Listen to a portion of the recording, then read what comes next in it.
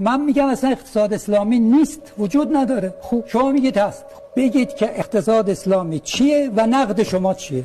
اقتصاد اسلامی از دیدگاه بنده بله آن چیزی که حضرت امام فرمودند که من خوندم براتون، بله از این جمله زیاد داره. بله همینو ما دنبالش بریم اقتصاد اسلامی. بله. سوال: آقای خامنه ای، امام خمینی مگه اقتصاددانن؟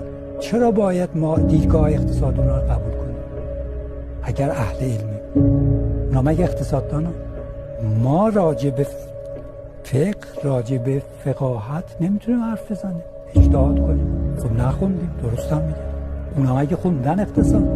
چرا باید تابع اراده و فرمایشات کسایی باشیم که اهل تخصص نیستن؟ یعنی چی؟ یعنی شما بیاید بشید رهبر فکری اقتصاد کشور؟ نه. پس کی بشه؟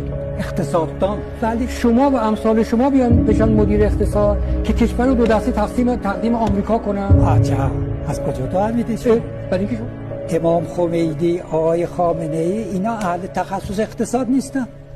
بنابراین اونها نمیتونن بگن که اقتصاد درست چیه. روشنه؟ ببینید روشن حرف من یا نه؟